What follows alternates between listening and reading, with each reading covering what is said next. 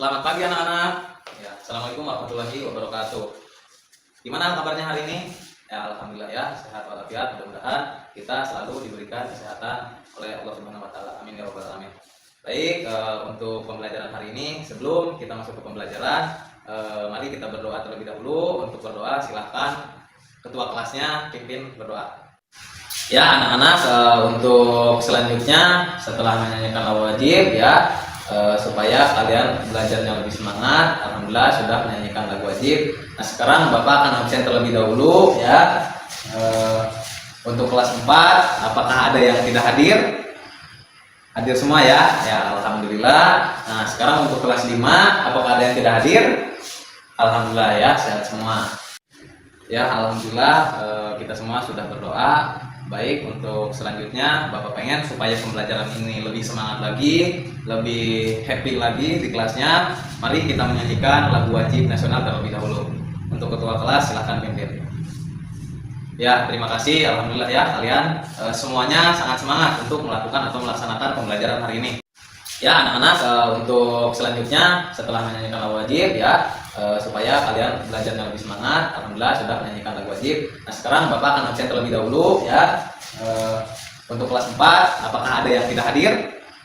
Hadir semua ya? Ya alhamdulillah. Nah sekarang untuk kelas 5, apakah ada yang tidak hadir? Alhamdulillah ya, sehat semua. Baik, Bapak akan menyampaikan tujuan pembelajaran hari ini.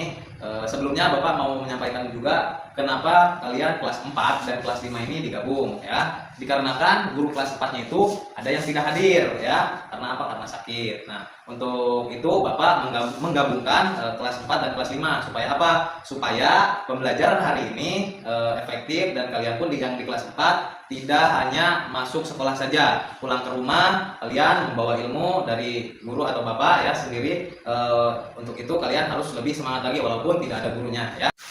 Ya anak-anak, baik, Bapak akan menyampaikan pembelajaran ke kelas 4 terlebih dahulu, yaitu mengenai lembaga pemerintahan di tingkat desa. Ada yang tahu yang namanya atau kepanjangannya KADES? Ya bagus ya. Kepanjangan dari KADES itu yaitu kepala desa ya. Tahu tugas ke KADES apa? Ada yang tahu? Ya nanti Bapak jelaskan ya.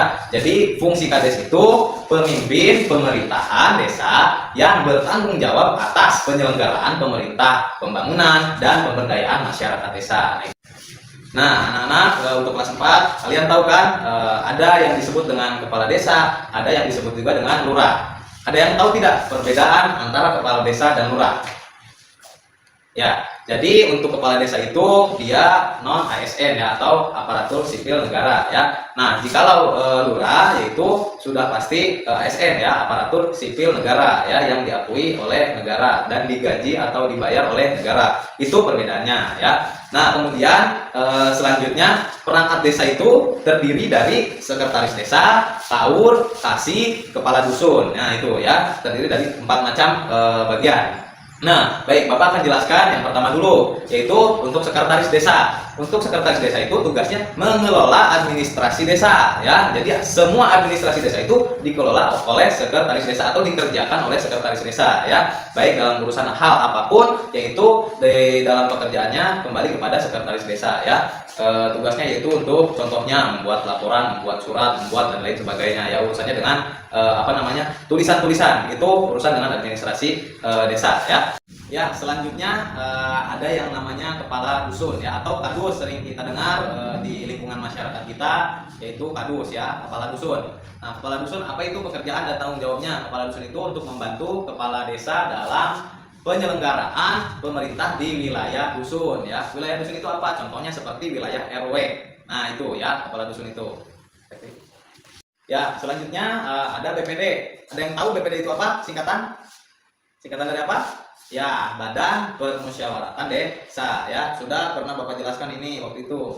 Alhamdulillah kalian masih mengingat kembali ya pelajaran-pelajaran sebelumnya. Nah, BPD itu Badan Permusyawaratan Desa. Apa itu fungsi dan tanggung jawabnya? Yaitu lembaga perwakilan masyarakat desa yang berfungsi mengawasi jalannya pemerintahan desa, ya, menampung dan menyalurkan aspirasi masyarakat. Jadi ketika kita sebagai warga negara, contohnya di desa kita itu Desa Marema, ya. Nah, semua aspirasi atau keluhan masyarakat, ya, bisa langsung disampaikan kepada Bapak DPD, ya, siapa. Nah, untuk yang selanjutnya yang keenam, ya, itu ada Karang Taruna. Tahu kan? Yang sering kalian ketahui yaitu Karang Taruna. Setiap hari-hari atau tanggal tertentu biasanya suka dilaksanakan oleh Karang Taruna. Contohnya, ya, 17 Agustus. Ya, itu akan 17 Agustus itu hari kemerdekaan. Biasanya kita suka mengikuti atau ada pelaksanaan lomba di lingkungan masing-masing. Ada tingkat RT, ada tingkat RW, begitu kan ada tingkat desa, ya. Nah, apa sih fungsi dan tanggung jawab Karang Taruna tersebut? Wadah pembinaan dan pengembangan generasi muda dalam kegiatan sosial dan pembangunan desa. Nah, jadi untuk generasi muda, silahkan, ya, kalian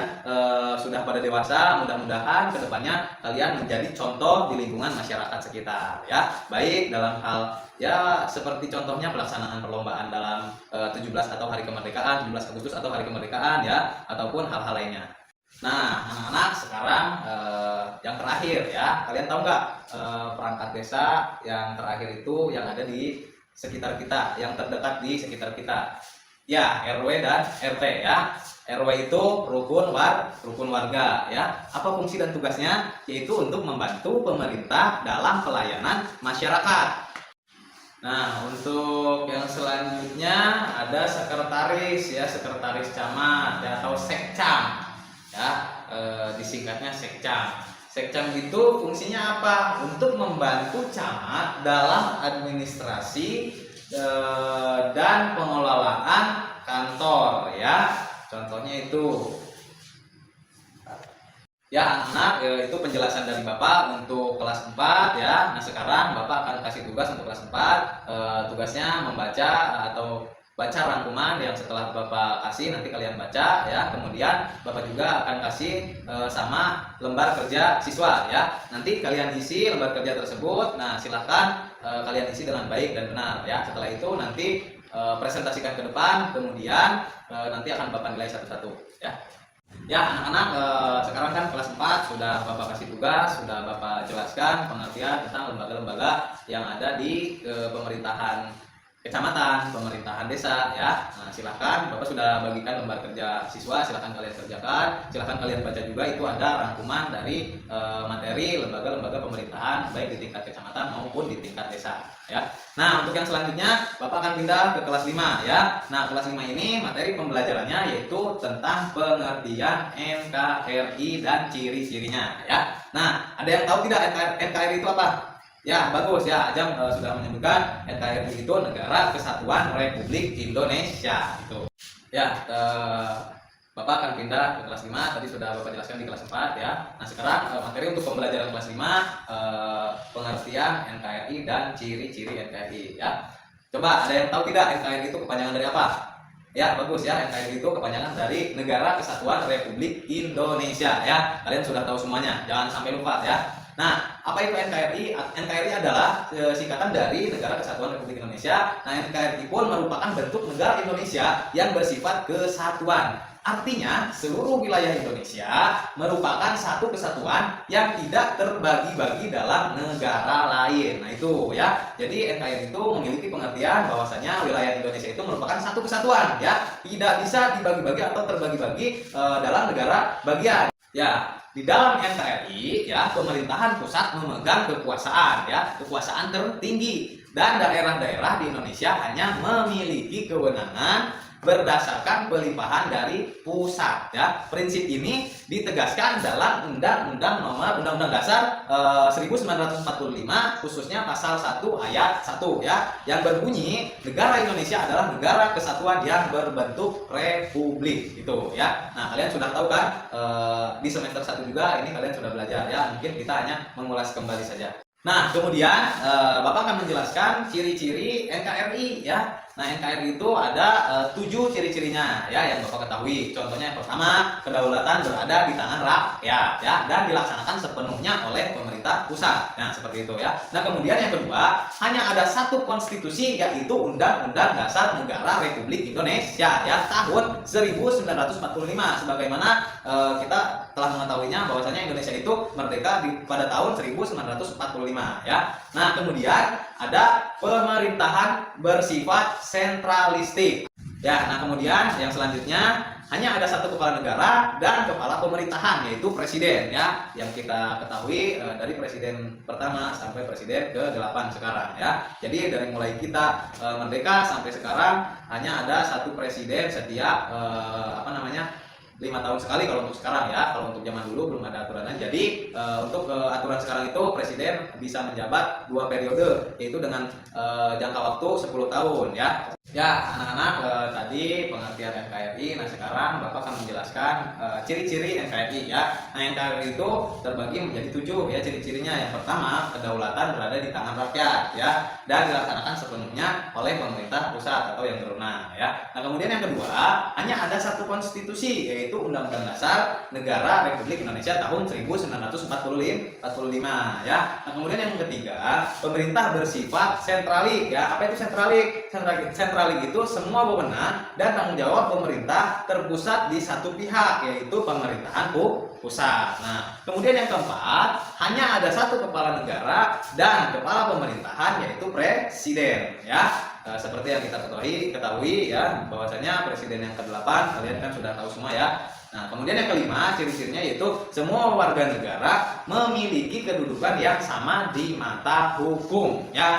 Tidak ada yang namanya kebal hukum ya. Ketika kalian membuat kesalahan, ketika kalian membuat kejahatan ya, contohnya kejahatan-kejahatan yang sering kalian ketahui ya, bahwasanya sekarang teknologi sudah berkembang ya. Semua berita, semua informasi publik sudah ada di handphone kalian ya. Ya, tadi Bapak di kelas 5 sudah menjelaskan sama seperti halnya di kelas 4 ya. Nah, sekarang Bapak akan beri rangkuman untuk kalian, silahkan kalian baca. Nah, kemudian Bapak akan berikan juga untuk lembar kerja siswa ya, atau soal latihan untuk kalian. Nah, silahkan kalian isi. Sebelum kalian isi soalnya, baca dulu rangkuman yang dari Bapak ya. Supaya apa? Supaya di dalam mengisinya itu tidak terlalu banyak yang salah ya. Nah, sekarang silahkan baca, kemudian kalian isi soal tersebut ya. Ya, untuk kelas 4 apakah sudah selesai? Ya, nah sekarang untuk perwakilannya silahkan salah satu siswa siapa saja maju ke depan untuk mempresentasikannya hasil kerja kalian ya, hasil tugas kalian mengisi soal tersebut. Nah, nanti untuk kelas 5 pun sama ya, salah satu siswa perwakilannya silahkan maju ke depan untuk mempresentasikannya ya. Silahkan untuk kelas 4 terlebih dahulu. Ya, berikan tepuk tangan untuk teman kalian di kelas 4 ya. Alhamdulillah Sahal sudah bisa mempresentasikan untuk materi yaitu menyebutkan dan menjelaskan lembaga-lembaga yang ada di baik kecamatan maupun desa ya. Nah, kemudian untuk kelas 5 silakan perwakilannya maju ke depan. Ya, bagus ya, tepuk tangan semuanya. Alhamdulillah ya, teman kalian di kelas 5 sudah mempresentasikannya juga. Kalian sudah bisa untuk menyebutkan apa ciri-ciri dari NKRI, apa pengertian dari NKRI ya. Alhamdulillah pembelajaran hari ini cukup semangat ya, cukup happy ya anak-anak. Alhamdulillah ya, pembelajaran hari ini baik di kelas 4 maupun di kelas 5 ya sudah berjalan dengan baik. Alhamdulillah kalian juga sudah mengerjakan latihannya dengan baik dan benar ya. Nah, Bapak akan mengevaluasi ya apa yang sudah menjadi pembelajaran di hari ini ya. Nah, evaluasinya itu baik dari kelas 4 dulu ya, Bapak akan jelaskan bahwasannya kalian sudah tahu apa itu yang namanya kepala desa dan lurah ya. Nah, apa juga kalian sudah tahu ya apa perbedaannya dari kepala desa dan lurah. Nah, kemudian kalian juga tahu ya bagian-bagian atau perangkat-perangkat yang ada di desa ya. Contohnya dari sekretaris, kaur, kasih dan lain sebagainya hingga yang terakhir RT dan RW ya. Ya, untuk kelas 5 ya, evaluasi dari Bapak yaitu alhamdulillah kalian sudah bisa menyebutkan pengertian NKRI itu apa, ciri-ciri NKRI itu apa ya, sudah kalian bisa jelaskan oleh masing-masing siswa ya. Nah, sekarang mungkin itu saja ya pembelajaran di hari ini Bapak cukupkan ya. Nah, sekarang Bapak akan meminta tolong kalian untuk nanti kerjakan tugasnya di rumah ya. Nanti Bapak akan share di grup WA orang tua ya, supaya kalian baik di sekolah maupun di rumah kalian tetap belajar seperti itu ya. Baik anak-anak semuanya, alhamdulillah ya pembelajaran kali ini telah selesai. Mudah-mudahan bermanfaat untuk kalian semua ya, mudah-mudahan untuk bermanfaat untuk Bapak juga ya, untuk kita semuanya. Bapak cukupkan pembelajaran hari ini. Silahkan kalian berdoa bersama-sama dipimpin oleh ketua kelas 5 ya. Ya alhamdulillah ya, berdoa selesai. Bapak tutup. Wabillahi taufiq wal hidayah. Wassalamualaikum warahmatullahi wabarakatuh.